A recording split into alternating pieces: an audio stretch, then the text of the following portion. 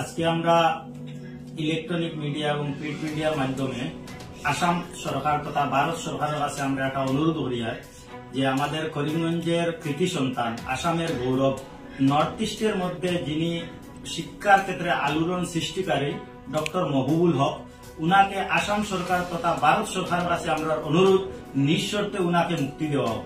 কারণ উনাকে আজ থেকে প্রায় 3-4 দিন আগে উনার গৌহাটি বাসভবন থেকে রাত্রে প্রায় 1 ঘটিকার সময় পুলিশ উনাকে উঠিয়ে এনেছে করিমগঞ্জে। তাই আজকের দিনে আমি বুক ফুলিয়ে এটা কথা বলতে পারবো যে আসাম তথা নর্থ ইস্টের মধ্যে যিনি শিক্ষা নিয়ে দিন রাত চিন্তা করেন, উনার নাম হলো মহবুবুল হক। উনার প্রায় 30 বছর জীবনকাল সেই শিক্ষার দিকে গিয়েছে, শিক্ষার জন্য উনি কাটিয়েছেন। উনি আমাদের জনসাধারণের জন্য, স্টুডেন্টের জন্য মেডিকেল কলেজ থেকে শুরু করে ইউনিভার্সিটি, বিভিন্ন শিক্ষা প্রতিষ্ঠান উনি তৈরি করেছেন। তাই উনি একজন দক্ষ শিক্ষাবিদ। তাই উনার মাধ্যমে আমি আশা রাখি আমাদের আসাম তথা নর্থ ইস্টের শিক্ষার অগ্রগতি বাড়বে, এটা আমি আশাবাদী।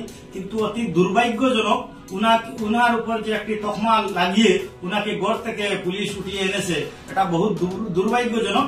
যাই হোক, যে ব্যাপারে উনার উপর তকমা উঠেছে যে সেন্ট্রাল পাবলিক স্কুলে কয়েকজন স্টুডেন্টকে বাইরা ডিস্ট্রিক্ট থেকে এনে এখানে পরীক্ষা দেওয়ার সুযোগ করে দিবেন বলে কয়েকজন শিক্ষক আশা দিয়ে এনেছেন। যদি এটা সত্যি হয়ে থাকে, আর সঙ্গে একটা কথা উঠেছে যে উনাদেরকে কি টাকা দিয়েছেন বা টাকার বিনিময়ে উনারা মার্ক দিবেন বা টাকার বিনিময়ে নকল করার সুযোগ দিবেন। যদি ছাত্ররা টাকার বিনিময়ে এখানে পরীক্ষা দিতে আসে, তাহলে আমার কাছে প্রথম দোষী হবে ছাত্ররা। কারণ ঘুষ দেওয়া আমরা জানি অপরাধ, ঘুষ লওয়া অপরাধ।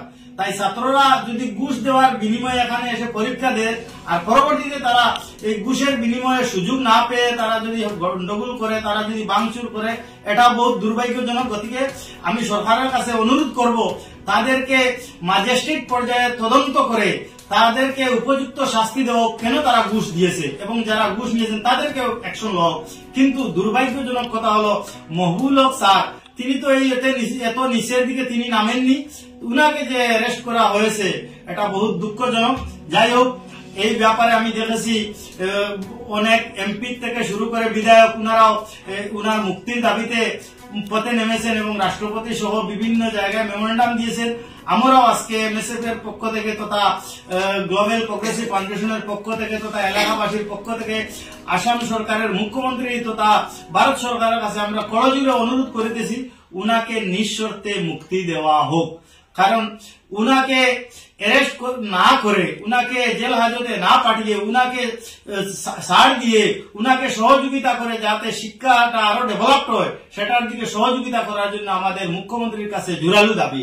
এবং আমরা দেখেছি মুখ্যমন্ত্রীর সাথে উনার যে বন্ধুত্ব সুলভ আচরণ, কিছুদিন আগে উনি ইউনিভার্সিটিতে গিয়েছেন, এখানে উদ্বোধন করেছেন, একসাথে ছিলেন, এটা আমরা দেখেছি। পরবর্তীতে কি এটা ব্যাপার নিয়ে সমস্যা হয়েছে, আমি মুখ্যমন্ত্রীকে অনুরোধ করব এই ব্যাপার আপনি না ধরে উনাকে ছোটখাটো সমস্যা যদি হয়ে থাকে এটা মাফ দিয়ে উনাকে কিভাবে আরো সমাজের বেশি কাজ করতে পারেন এবং শিক্ষার দিকে অগ্রসর হতে পারেন, এটা নিয়ে আপনি একটু চিন্তা করেন এবং উনাকে যাতে কম সময়ের মধ্যে ছাড় দিয়ে আমাদের সমাজের মধ্যে ফিরিয়ে দেন এবং সমাজের কাজ করার সুযোগ করে দেন, এটা আমরা জোরালো দাবি জানাচ্ছি।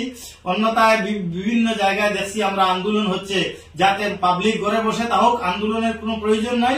শিক্ষা জাতির মেরুদণ্ড, তাই এই মেরুদণ্ডকে রক্ষা করতে সবাইকে একজুট হয়ে সরকারের কাছে আবেদন করিতেছি যাতে আমাদের এই মহান ব্যক্তি যিনি নর্থ ইস্টের গৌরব ডক্টর মহবুবুল হক, উনাকে নিঃশর্তে মুক্তি দেওয়া।